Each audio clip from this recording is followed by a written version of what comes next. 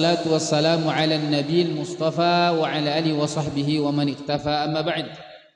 Bapak-bapak, ibu-ibu, ayah bunda, orang tua kami yang kami muliakan, para hadirin dan hadirat yang dirahmati oleh Allah Subhanahu wa taala, dan anak-anak kami yang kami banggakan. Ucapan syukur alhamdulillah, segala puji hanya milik Allah. Kemudian selawat dan salam teruntuk Rasulullah sallallahu alaihi wasallam. Kita berdoa kepada Allah agar kita terus diberikan kekuatan untuk menjadi orang yang beruntung dunia akhirat, yang ciri-cirinya ada 4. Yang pertama, terus belajar ilmu agama, menambah ilmu. Kemudian yang kedua, berusaha untuk mengamalkannya. Kemudian yang ketiga, tidak lupa untuk mengajarkannya kepada orang lain, didakwahkan, diajarkan. Kemudian yang keempat, sabar istiqomah sampai akhir hayat. Setiap kita melangkah untuk menghadiri majelis taklim, ceramah, khutbah dan seterusnya, itu adalah langkah awal untuk menuju keberuntungan, kesuksesan dunia akhirat, sehingga kita tidak rugi dunia akhirat. Kemudian kita juga berdoa mudah-mudahan hujan yang Allah turunkan ya menjadi hujan yang berkah, bermanfaat, ya, tidak menjadi musibah bagi kita, karena memang hujan itu ya pada zaman Nabi juga begitu ya. Ketika hujan ditahan oleh Allah, maka terjadilah paceklik pada masa Rasulullah SAW. Karena kalau hujan tak turun-turun, banyak yang mati kan, hewan mati, tanaman juga mati, dan kita setengah mati, ya kan. Jadi sahabat Rasulullah memohon kepada Rasulullah untuk apa? Untuk berdoalah kepada Allah supaya diturunkan hujan. Maka Rasulullah pun berdoa, langsung setelah itu hujan. Itulah Rasulullah SAW, doanya mustajab. Dan itu kita bisa lihat dalam hadis-hadis Nabi, dan itu terjadi di pelaksanaan sholat Jumat. Karena Rasulullah ketika khutbah, ada sahabat Rasulullah yang langsung bertanya, ya Rasulullah, sudah habis ini tanaman kami, hewan-hewan kami, ternak-ternak kami, dan ya banyaklah masalah karena tidak hujan, maka doalah kepada Allah supaya hujan. Begitu Rasulullah berdoa, tidak lama setelahnya langsung otomatis hujan. Sampai hujannya lebat, kemudian lama berhentinya. Sehingga apa yang terjadi? Jumat depannya, yang meminta itu memohon kepada Rasulullah untuk didoakan, mohon lagi dia, ya Rasulullah, mintalah supaya hujan ini berhenti. Gitu ya. Jangan hujannya kayak ginilah gitu kan. Kenapa? Ya banyak air pun kapok juga kita gitu kan. Maka Rasulullah pun berdoa dengan doa, ya Allah turunkanlah hujan di sekitaran kami, di tempat-tempat sumbernya air. Maksudnya kalaupun hujan, ya misalnya hujannya itu agak jauh dari pemukiman gitu, sehingga air tetap ada, begitulah. Maka di sini bisa faedah yang diambil apa? Kita memohon kepada Allah, ya hujan yang Allah turunkan itu menjadi berkah. Amin ya rabbal alamin. Oke, kita lanjutkan kajian kita. Pada pertemuan kita terakhir kita masih pada kata alhamdulillah ya. Dan sudah kita sedikit bahas alhamdulillah itu dari sisi ilmu sorobnya, kemudian ilmu nahunya dan ilmu balaghahnya. Kemudian kita lanjutkan lagi, ada yang masih tertinggal. Yang pertama apa? Yang tertinggal itu bahwasanya alhamdulillah itu kalau kita belajar ilmu balaghah itu adalah ilmu tentang bagaimana mengungkapkan makna ya yang mendalam. Maka di sini kata ulama, alhamdulillah itu namanya jumlah khobariyah namanya. Kalimat informasi, memberikan informasi bahwasanya segala puji milik Allah. Itu informasi ya. Tapi kata ulama itu informasi menuntut apa? Insya itu maksudnya apa? Ada isyarat perintah. Maksudnya memang itu adalah informasi, tapi itu juga isyarat agar kita memuji Allah Subhanahu wa taala. Itu maksudnya. Itu kan alhamdulillah bunyinya kan, segala puji milik Allah. Kalau memanglah pujian-pujian itu milik Allah, maka selayaknya kita memuji Allah. Berarti itu kalimat memang informasi, tapi menuntut kita untuk apa? Memuji Allah Subhanahu wa taala. Jadi di situ ada kalimat perintahnya juga gitu. Jadi bermakna perintah. Ya, jumlah insya itu maksudnya ada permohonan di situ. Jadi itu informasi kabar bahwasanya segala puji hanya milik Allah, berarti kita juga diperintahkan untuk memuji Allah. Nah, itu yang harus kita pahami ya. Kemudian alhamdulillah juga bermakna, kata ulama dari sisi ilmu balaghah itu bermakna isbat wa subut. Isbat itu penetapan bahwasanya kita mengikrarkan pujian-pujian itu memang milik Allah. Berarti ada isbat. Isbat itu artinya apa? Pernyataan. Kita menyatakan gitu ya. Ketika kita mengucapkannya itu memang firman Allah, tapi ketika kita mengucapkannya harus ada rasa bahwasanya kita yang mengucapkan gitu. Paham ya? Paham enggak itu, Pak? Paham maksudnya? Alhamdulillah itu kan firman Allah ya. Apa maksud firman Allah? Allah yang ngomong kan? Betul? Tapi ketika kita ucapkan, memang itu kita membaca, tapi niatnya kita yang mengucapkan, paham ya? Artinya kita mengucapkan dan mengikrarkan pujian-pujian itu, dan segala puji-puji itu milik siapa? Milik Allah. Oke, itu namanya isbat, menyatakan. Ibaratnya kalau kita menyatakan cinta, gimana mau bilangnya? Aku cinta padamu. Itu kan pernyataan. Menyatakan. Itu namanya isbat. Kemudian kata ulama juga bermakna subut. Subut itu apa? Subut itu ketetapan yang dia menunjukkan selamanya. Alad dawam kata ulama. Berarti alhamdulillah itu maksudnya segala puji selama-lamanya milik Allah. Dulu, sekarang dan akan datang. Tidak dibatasi oleh waktu dan tempat. Nah, itu maknanya begitu. Sehingga nanti kalau kita belajar ilmu nahwu itu, tata bahasa itu, alhamdulillah itu nanti khobarnya itu khobarnya itu informasi dari alhamdu itu nanti bisa bermakna hakun, bisa bermakna mustahiqun, bisa bermakna milkun, gitu ya, bisa bermakna apa? Dan bisa bermakna daimun. Nah, untuk itu nanti kalau kita lihat tafsir para ulama itu beragam dia, luar biasa. Beragam. Kenapa bisa beragam? Karena itu firman Allah yang lafaznya sedikit tapi maknanya luas. Sehingga tidak ada habis-habisnya tafsir Al-Qur'an itu dikaji. Semakin zaman berkembang pasti ada saja tafsir yang baru. Paham ya? Semakin berkembang zaman pasti ada saja buku tafsir yang baru yang dikarang oleh ulama kita. Makanya setiap generasi, setiap abad itu ada ahli-ahli tafsir yang mengarang tafsir yang nanti kalau kita lihat, oh ada sesuatu yang baru. Ada sesuatu yang baru. Kalau sekarang, saya tanya sekarang. Sekarang kan zaman modern ya. Oke, zaman modern sekarang terkenal dengan apa? Teknologi ya. Ya kan? Di antara teknologi yang terkenal itu namanya digitalisasi namanya ya. Digital, tahu ya digital ya? Digit dari kata digit ya. Artinya semua informasi itu bisa disimpan dalam bentuk data. Itulah dalam bentuk digit dia namanya. Digit. Misalnya gini, data pribadi kita semua itu tercatat dalam komputer sehingga dia terekam, itulah namanya digital kan? Misalnya sekarang kan kalau bantuan-bantuan sosial pun kan sudah terdaftar semuanya kan, di online kan dia, maksudnya begitu. Ya. Kan begitu ya? Nah, itu nanti digit itu kan juga bisa bermakna nomor ya, angka.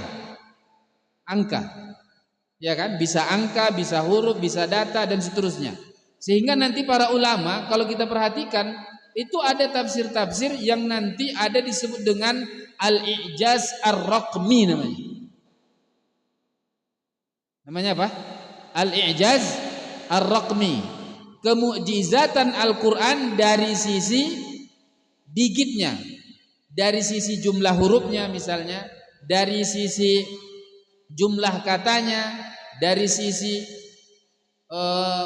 penomoran huruf dan angka-angka di dalam Al-Quran itu mukjizat.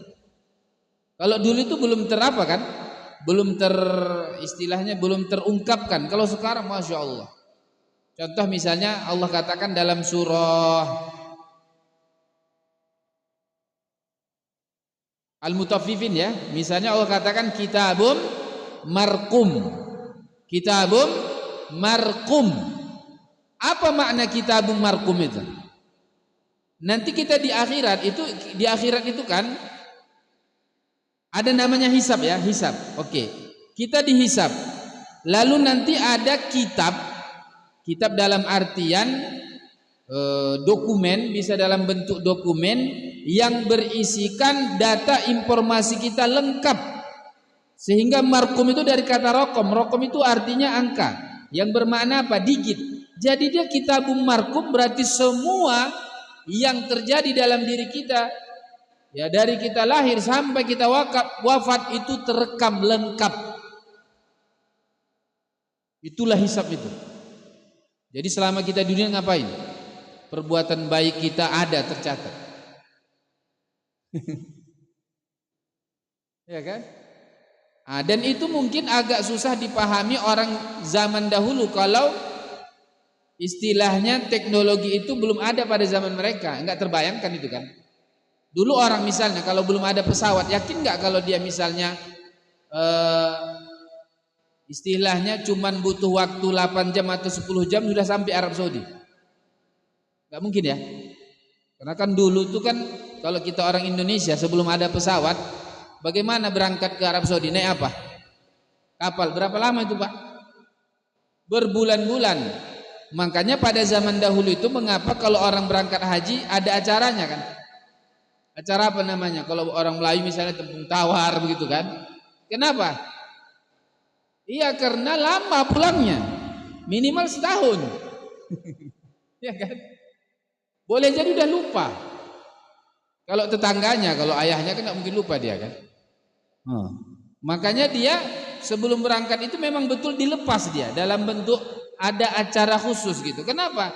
Karena lama berpulang setahun. Bayangkan kalau itu suami ibu misalnya, setahun Bu, setahun. Itu pun nanti ada kemungkinan apanya? Gak jumpa lagi kan? Memang pulangnya kemana? Pulang ke rahmatullah, bukan pulang ke rumah. Jadi begitu dah. Jadi tidak terbayangkan kalau bisa ditempuh sekarang berapa jam? 8 jam. Kalau sekarang kan sudah ada langsung Medan ke Makkah atau ke Jeddah ya kan? Atau Medan ke Madinah. Kalau dulu kan harus dari Jakarta lagi kan? Sekarang sudah ada dari Medan. Kalau dari Jakarta perkiraan 10 jam. Kalau dari Medan 8 jam kan? 8 jam.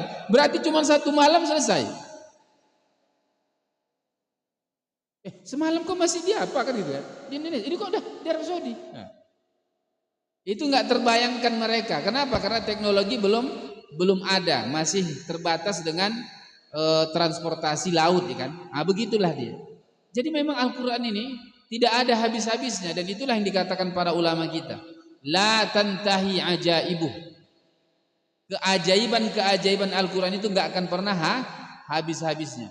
Semakin berkembang ilmu apa misalnya? Ilmu astronomi, ilmu pertanahan, ilmu biologi, ilmu kimia, ilmu fisika dan seterusnya. Ternyata hasil-hasil dari penelitian mereka itu enggak jauh dari Al-Quran.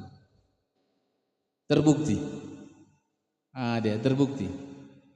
Begitu ya. Jadi begitu dia. Jadi penafsiran-penafsiran itu makanya setiap abad itu ada saja ulama-ulama yang memberikan tafsiran baru, apalagi disesuaikan dengan apa? lingkungan, tapi tetap yang namanya intinya pasti tetap. Ya, inti dari Al-Qur'an itu tetap.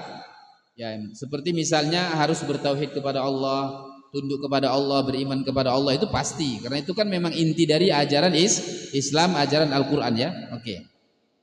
Sekarang kita masuk kepada pembahasan kata Rob ya, kata Rob. Setelah alhamdulillah apa kata setelahnya? Rob. Nah, Rob itu kalau kita lihat dari sisi asal usul kata dulu.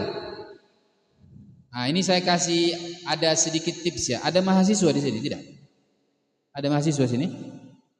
Enggak ada ya? Kalau pelajar ada ya? Ada ya pelajar ya? Oke. Kalau kita misalnya membuat makalah atau membuat skripsi atau artikel begitu ya. Itu selalu kan kalau dia judul itu supaya jelas dia penjelasannya, maka yang pertama kan harus didudukkan dulu definisi kan, betul tidak? Ya, misalnya apa? Misalnya urgensi masjid, judulnya misal gitu ya, urgensi masjid. Maka pertanyaan yang muncul pertama kali apa? Apa itu masjid? Nah, definisi dan pengertian itu pertama sekali yang dibahas itu memang dari sisi lafaz. Lafaznya dulu kejar, asal usul katanya dulu kejar, setelah itu baru kejar maknanya. Misalnya kalau ditanya apa itu masjid? Masjid itu kata, kalau kita belajar bahasa Arab, al masjidu ismul makani min sajada yasjudu sujudan. Masjid itu adalah kata tempat dari kata kerja sajada yasjudu, artinya melakukan sujud. Berarti masjid itu bermakna tempat sujud, ya kan? Dan sujud itu bagian dari sholat, bahkan dia termasuk rukun dari sholat. Maka secara bahasa masjid itu adalah tempat sholat. Paham ya? Lalu nanti dijelaskanlah dia setelah dari sisi bahasa, baru dari sisi istilah. Masjid adalah baru dibahas. Yang penting dia dilihat dari apa? Asal usul kata dulu, dari lafaz. Memang begitu dia. Makanya kalau kita belajar apapun itu tentang definisi, maka definisi dibagi dua. Ada namanya definisi secara bahasa, disebut dengan apa namanya itu? Etimologi namanya ya. Disebut dengan etimologi. Baru setelahnya secara istilah disebut dengan terminologi. Memang begitu dia. Itu tidak hanya di dalam Islam, dia istilahnya non muslim pun paham itu. Bahwasanya untuk mencapai hakikat sesuatu, ya dikejar dulu lafaznya baru maknanya. Sehingga kalau kita pun membaca begitu juga kan, belajar membaca Quran, yang dikejarkan lafaznya dulu. Bagaimana mengucapkannya, adapun maknanya kan belakangan. Betul tidak? Yalah kan anak-anak kita ini belajar membaca, belajar Iqra. Tahu Iqra ya? Iqra. Kitab Iqra itu dia ada jilid 1 sampai jilid 6 dia kan. Nah, itu anak-anak kan belajar membacakan dalam bentuk lafaz kata-kata. Apa ada kita sebagai guru mengajarkannya langsung ke makna, dan apa ada anak itu bertanya maknanya? Kan jawabannya tidak. Kalau seandainya harus juga maknanya, saya yakin banyak guru yang nggak sanggup mengajarkan Iqra. Betul kan Pak?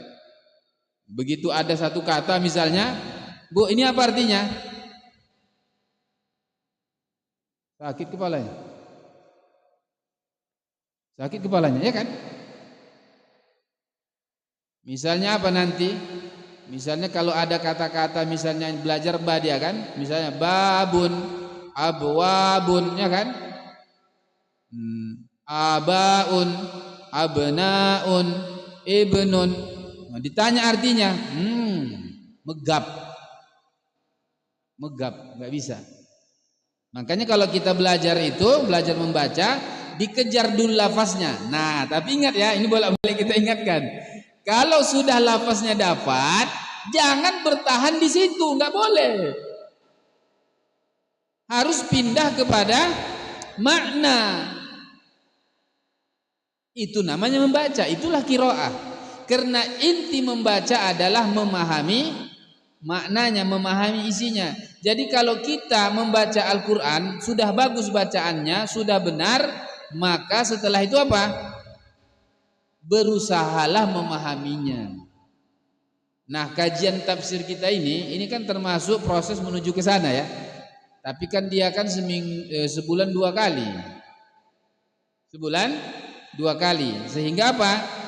Ya hasilnya pun kan kurang. Kalau mau lebih banyak, kita sendiri yang membaca sambil melihat tafsirnya atau terjemahannya dulu baru tafsirnya. Dan terjemahan itu ingat ya, terjemahan itu termasuk dari tafsir. Ingat ya, ingat.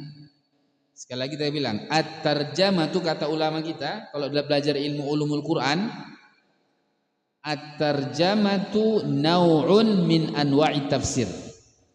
Terjemahan itu termasuk dari ya jenis tafsir. Bukan alih bahasa sebagai padanan yang menggantikan, tidak ya. Tidak sama sekali. Sehingga terjemahan Al-Quran tidak boleh disebut Al-Quran. Paham ya? Ini sudah pernah kita sampaikan di pertemuan berapa itu ya kan? Ingat ya, terjemahan Al-Quran itu termasuk tafsir. Bukan alih bahasa yang dia menjadi pengganti sehingga namanya pengikut, sehingga dia sepadan, tidak ya. Lain halnya dengan Injil. Kalau Injil itu diterjemahkan ke bahasa apapun disebut Injil ya kan. Kalau kita enggak, Al-Quran diterjemahkan ke bahasa Indonesia namanya apa? Terjemahan Quran. Karena Al-Quran itu dikatakan Al-Quran dengan lafaznya yang berbahasa Arab. Sehingga nanti kalau seandainya terjemahan Al-Qurannya saja tidak ada lafaz Arabnya, itu dilarang. Kalau dia berbentuk buku ya. Kalau lembaran-lembaran saja ya masih dimaklumi ya. Misalnya kalau buletin, tahu ya buletin ya. Karena ada buletin-buletin Jumat itu kan. Itu awal-awalnya menurut pengalaman-pengalaman kita, itu buletin itu biasanya kalau dia menyebutkan dalil kan menyebutkan ayat ya. Betul tidak? Ditulisnya kan ayatnya kan, berbahasa Arabnya kan, baru ada terjemahannya kan. Itu di awal-awal begitu karena memang begitulah dia adabnya. Tapi nanti ternyata buletin itu kadang-kadang diambil jamaah, setelah baca diapain sama dia? Ya karena udah baca dibuangnya karena dianggapnya selebaran. Padahal di dalamnya ada apa? Ada ayat Quran. Maka panitia ataupun orang yang sudah paham tentang penulisan buletin itu, mereka meminta kalau ada ayat Quran diapain? Tidak disebutkan, tidak dituliskan di situ apanya? Lafaz Arabnya, hanya terjemahan. Kalau yang seperti itu dibolehkan. Karena dia hanya sebatas lembaran, bukan kitab seperti ini. Kalau seperti ini misalnya sebuah kitab lengkap dia hanya terjemahan Al-Quran, tidak ada lafaz aslinya, itu dilarang oleh ulama. Maka itu kalau beredar itu harus apa itu? Ditarik dia, diganti dengan yang ada bahasa Arabnya, paham ya? Jadi kalau kita di sini ada buletinnya enggak? Enggak ada ya.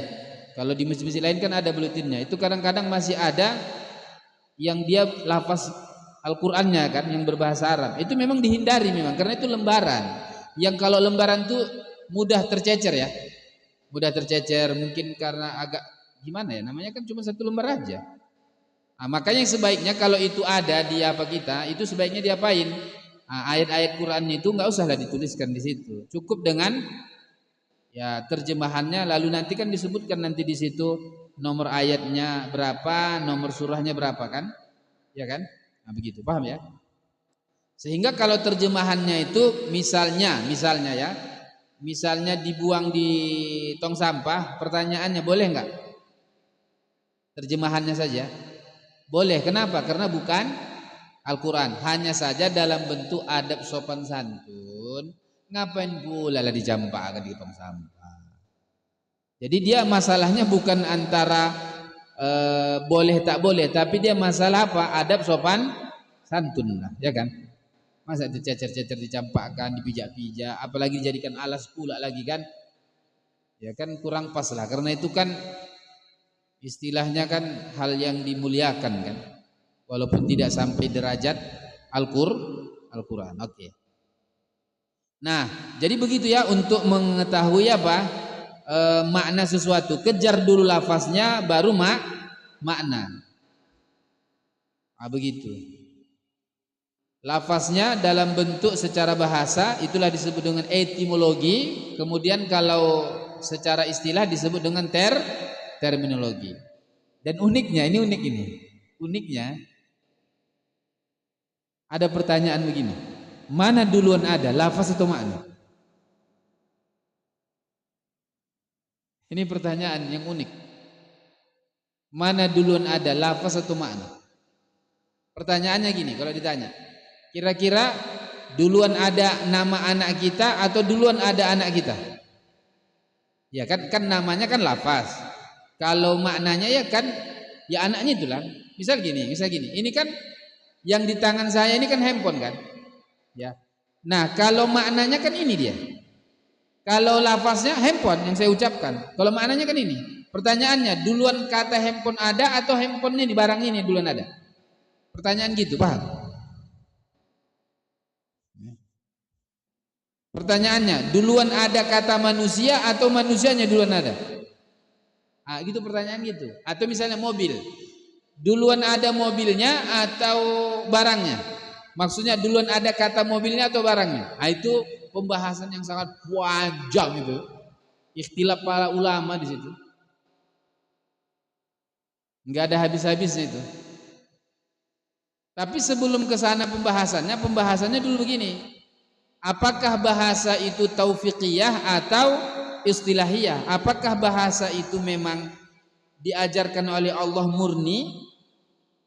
Memang itu istilahnya dari ilham Allah, yang Allah istilahnya kalau bahasa komputernya install langsung, paham ya? Install langsung. Atau itu bahasa diperoleh karena istilah dalam bentuk karena kita bermuamalah maka timbullah bahasa. Paham pertanyaannya? Paham pertanyaannya? Apakah bahasa itu sudah ada Allah install kalau barang komputernya itu ke dalam diri kita sudah ada di dalam, atau dalam bentuk proses hidup makanya ada bahasa itu? Gitu maksudnya. Maka apa jawabannya? Jawaban ilmiahnya itu masalah nggak usah dibahas lagi. Kenapa? Nggak ada habis-habisnya. Ibaratnya seperti pertanyaan, mana duluan ada, telur atau ayam? Mana duluan ada, telur atau ayam? Nggak ada habis-habisnya. Ayam dulu atau telur? Tapi ada juga yang menjawabnya kayak bahasa apa ya, secara logika saja. Mana duluan, ayam atau telur? Pasti jawabannya ayam kan? Kenapa? Karena duluan saya bilang ayam kan? Ayam apa telur? Jawabannya ayam. Kenapa? Kan duluan tadi dibilang. Gitu cara cepatnya jawabnya Pak ya, kalau ada yang nanya gitu ya. Mana duluan, ayam atau telur? Berarti ayam. Mana duluan ada, telur atau ayam? Telur. Kenapa? Karena duluan tersebut. Udah ya. Jadi itu kalau di Eropa itu tidak boleh lagi dibahas masalah masalah asal usul munculnya bahasa. Apakah itu memang pemberian Tuhan atau itu karena hasil dari karya kita, gitu maksudnya. Maka jawaban yang tepat apa itu dari para ahli mengatakan apa? Enggak usah lagi dibahas. Enggak ada habisnya. Ya, kalau orang barat bilang begitu, dilarang itu. Makanya kalau di forum-forum itu dilarang dibahas, enggak boleh dibahas. Kenapa? Banyak pertikaiannya. Tapi di dalam Islam terjawab. Kenapa? Karena kita ada sumber. Nah, kalau kita lihat perkataan ulama, Masya Allah, ulama kita luar biasa ya. Ya, karena kan dia bersumber dari Al-Quran. Asalnya bahasa itu taufik dari Allah. Tapi pertanyaannya, ada nggak bahasa yang hasil dari karya kita? Ada. Jadi bahasa itu ada yang memang taufik dari Allah, dan ada yang memang dari apa? Dari hasil istilahnya kita bermuamalah maka muncullah bahasa. Paham ya? Contoh bahasa Indonesia kapan lahirnya? 1928. Hari kelahiran bahasa Indonesia tahun berapa? 1900 itu hari apa namanya? Sumpah Pemuda. Itulah ada pengakuan bahasa Indo. Berarti sebelumnya terkenal nggak bahasa Indonesia itu? Nggak ada. Dipakai iya, tapi sebutan bahasa Indonesia nggak ada. Yang ada dulu bahasa Melayu. Nah, ketika itu dijadikan sumpah agar kita ini bersatu dengan satu bahasa, karena Indonesia ini kan multi apa ya? Multi etnis, multi budaya, multi suku, sehingga untuk menyatukannya susah. Bayangkan kalau ada orang Jawa ngomong sama orang Mandailing, masing-masing dengan bahasanya, kira-kira apa yang terjadi? Nyambung nggak kira-kira? Nggak nyambung. Kalau ada pembahasan gitu nggak nyambung, mungkin bisa suuzon, berantem mungkin kan? Kau marah-marah aja kau. Enggak, aku nggak ada marah. Itu gayamu kan gitu dia kan? Nah, kata siapa? Kata si Jawa sama orang Batak. Kau marah atau gimana ini? Enggak, aku nggak marah. Itu nadamu. Ini gitu kan? Nanti datang si Batak bilang, kau lembut kali orangnya, cemen kali. Kayak perempuan kau. Kasih gitu. Gitu dia kan? Jadi nggak bisa nyatu dia. Makanya para ulama kita, ya maksudnya yang nasionalis ya, terutama yang nasionalis, mereka membuat bahasa baru namanya bahasa Indonesia dalam rangka untuk mempersatukan Indonesia agar bisa lulus memperjuangkan kemerdekaan. Itu maksudnya, itu asalnya begitu. Tapi apa yang terjadi? Ternyata pro kontra. Ada ulama yang mendukung, ada ulama yang menolak. Nah, ulama yang menolak kenapa? Kalau seandainya bahasa Indonesia itu dibuat padahal itu bahasa Melayu, berarti itu akan menghapuskan sejarah Melayu yang dia memang identik dengan Islam. Paham maksudnya? Ya kan, bahasa Melayu itu kan bahasa Islam. Karena kerajaan Melayu adalah kerajaan Islam. Sehingga nanti banyak yang terhapuskan. Makanya ada pro kontra juga, walaupun nanti ujungnya apa? Setuju. Sama dengan Pancasila awalnya kan. Pancasila begitu dirembukkan oleh para ahli, termasuk para pendiri bangsa ini, begitu muncul Pancasila itu kan masih pro kontra dulunya. Termasuk dulu Nahdlatul Ulama kan menolak itu awalnya ya. Tapi begitu dijelaskan oleh para ulama sendiri barulah sepakat. Makanya hari ini kita sami'na wa ata'na. Negara kita berdasarkan Pancasila dan itu sudah disepakati.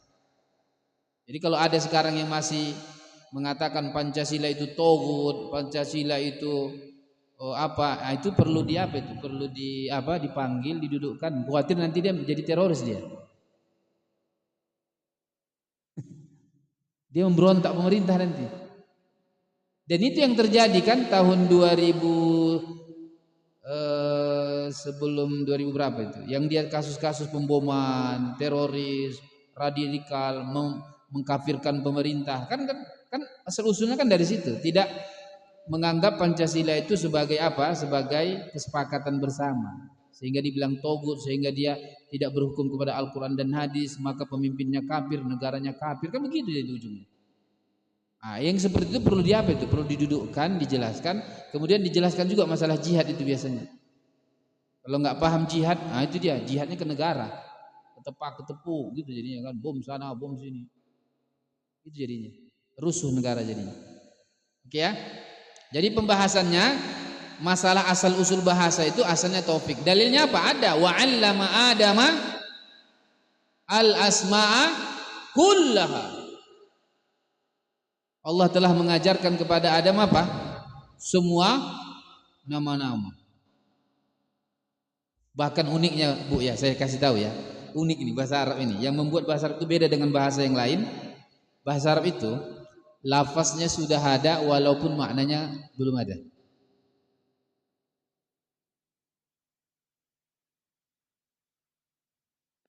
Saya ulangi. Lafaznya, katanya sudah ada walaupun maknanya belum ada. Contoh ini apa namanya? Handphone. Apa bahasa Arabnya? Jawal. Apa bahasa Arabnya? Jawal. Pertanyaannya, jawal itu kan bahasa Arab. Jawal itu sudah ada nggak kata jawal itu di zaman Nabi? Sudah ada.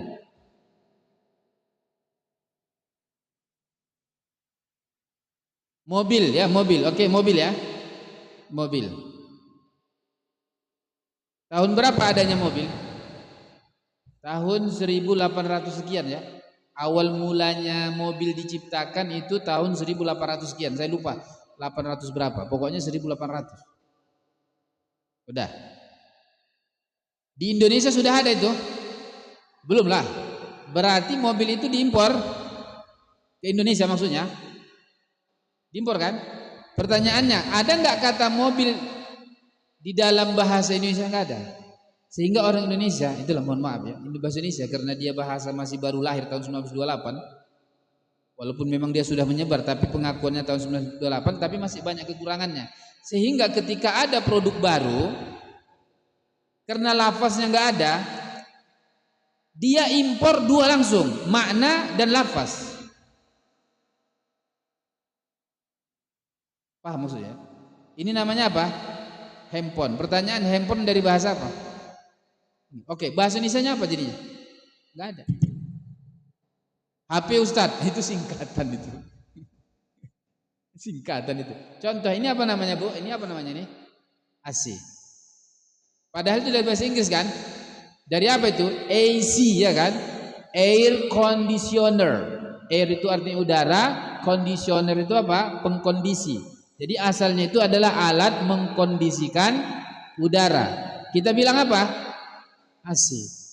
Karena ini barang baru, nggak ada di Indonesia, ini kita impor, maknanya kita impor, bahkan lafaznya pun masuk ke mulut kita. Berarti kan miskin kita kan? Berarti kan kita dijajah. Ya kan? Ini apa namanya ini? Ah kan? Baik, coba perhatikan, loudspeaker kita bilang kan. Padahal asalnya itu loudspeaker. Bahasa Inggrisnya loudspeaker. Loud itu artinya keras, speaker itu pembicara.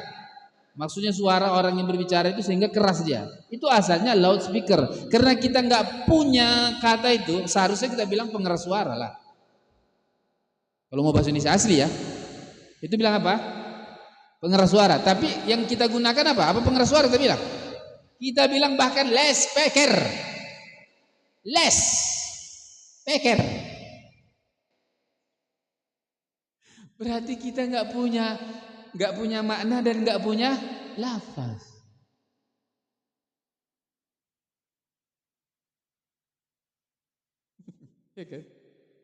Ini seharusnya kita sebut apa namanya? Seharusnya kan pengatur udara seharusnya. Kalau kita mau bahasa Indonesia. Nah bahasa Arabnya apa ini? Mukayyiful hawa. Jadi orang Arab itu nggak bilang AC, dia bilang mukayyiful hawa. Bahkan disingkat al-mukayyif. Dari kata kaifa, apa arti kaifa? Bagaimana? Oke? Berarti bagaimana itu menanya kondisi kan? Betul kan? Kalau ditanya kaifa haluk, berarti kan nanyakan bagaimana kondisi kan? Mukayyif itu artinya pengkondisi, al-hawa udara, mukayyiful hawa. Jadi dia bilang mukayyif, bukan bilang AC. Ini bilang jawal. Gitu dia. Itu namanya mukabbir saut bahasa Arabnya. Ah, jadi begitu dia. Jadi kita karena dia miskin lafaz, makanya miskin makna. Maka cara berpikirnya juga miskin. Tahu Anies Baswedan? Termasuk janjinya kalau jadi presiden apa? Menambah berapa kosakata ke dalam KBBI kan? Kalau salah berapa ya? 2.500 atau 5.000? Saya lupa. Jadi kamus bahasa Indonesia itu ditambah katanya. Dan uniknya KBBI, Kamus Besar Bahasa Indonesia, ada edisi revisi. Berarti ada penambahan kata. Bahasa Arab, Kamus Bahasa Arab tidak ada namanya edisi revisi. Enggak ada. Kamus bahasa Arab itu tetap seperti itu dia, enggak bertambah. Yang bertambah apanya? Lafaznya itu maknanya. Maknanya, bukan lafaznya. Sehingga bahasa Arab itu dia memiliki apa? Sistem pertahanan. Kalau ada barang baru, dia bisa membuat kata baru.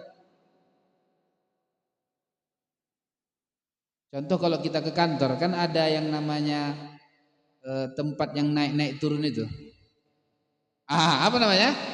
Itu pakai bahasa apa itu? Kalau bahasa Indonesianya? Enggak ada yang tahu kan? ruangan naik turun, nggak mungkin. Kota tangga gitu, nggak tahu kan? Bahkan nggak masuk itu dalam kamus kita kan? Jadi karena barangnya tak ada maka namanya pun tak ada. Tapi kalau bahasa Arab ada apa bahasa Arabnya? Mas'ad. Dari kata apa? So'ida. So'ida itu artinya naik atau memanjat. Jadi mas'ad itu artinya tempat untuk naik. Itulah dia. Allahu Akbar. Itu yang membuat bahasa Arab itu kenapa Allah pilih menjadi bahasa Al-Quran. Karena bahasa Al-Quran. Kenapa? Karena Al-Quran itu adalah firman Allah. Dan firman Allah berarti kan ucapan Allah ya, perkataan Allah. Dan perkataan Allah itu kan luas maknanya ya. Sehingga tidak ada yang bisa menampung firman Allah dari segala bahasa yang ada di dunia kecuali bahasa Arab. Gitu ya. Makanya kenapa bahasa Arab itu kalau kita belajar tafsir misalnya nggak habis-habisnya kan Pak. Kita baru udah pertemuan ke berapa kita ini? 12, tapi masih tetap alhamdulillah ya kan. Nggak habis-habis. Nah, Rabbun itu kalau kita nanti kaji Rabbun itu udah habis waktu pula ya. Rabbun itu nanti kita akan bahas dari sisi lafaz ya. Nanti kita ambil coba ya. Kalau nanti ini karena dia direkam makanya saya ngomongnya begini. Kenapa? Karena pembahasan kita ini bisa dikonsumsi oleh para ahli. Maksudnya gini, kalau nanti video saya nanti yang ke-13 ya. Video saya ke-13 kasih ke sebagian apa yang paham bahasa.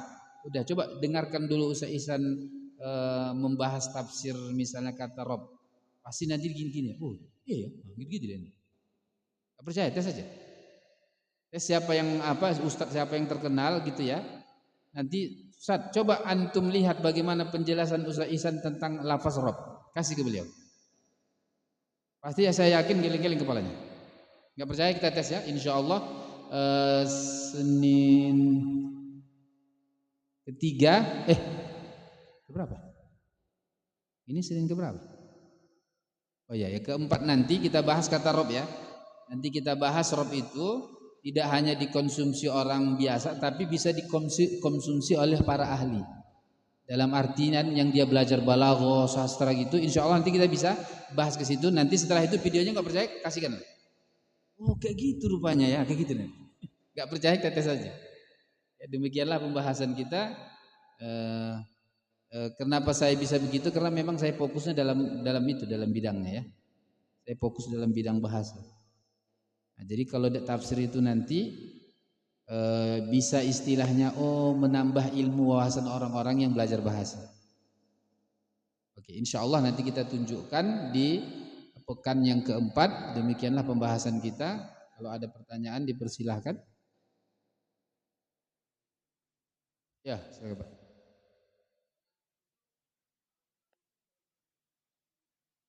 Mana?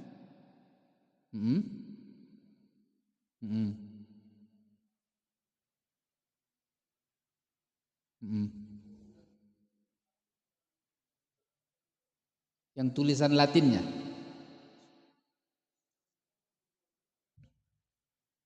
Oh maksudnya begini, tulisannya ya, bukan terjemahannya. Maksudnya misalnya gini, kan kalau kitab Yasin itu kan ada alif, lam, mim gitu maksudnya Pak ya. Iya kan? Iya kan? Ayo. Nah, kalau itu saya nggak bisa jawab. Hah? Kita harus lihat fatwa MUI dulu. Ya kan? Nah itu makanya. Karena dia masalah hukum harus kita tanya MUI dulu ya. Nanti kita tanya di fatwa ulama. Kalau yang dia kan sebenarnya itu kan masih lafaznya itu kan. Cuman lafaznya ditulis dalam bentuk bahasa Latin bukan dengan bahasa Arab. Kalau dari sisi lafaz itu nggak boleh. Misal gini, kalau kita lafazkan, kita masuk kamar mandi boleh? Misalnya di kamar mandi, alhamdulillah boleh? Nggak boleh ya kan? Kalau tulisannya, kalau yang berbahasa asli nggak boleh. Kalau yang dia ditulis dalam bentuk Latin, nah itu kan butuh ijtihad. Itu namanya hal baru yang harus merujuk kepada fatwa ulama. Berarti itu PR saya lah Pak. Oke ya? Oke, demikianlah. Assalamualaikum warahmatullahi wabarakatuh.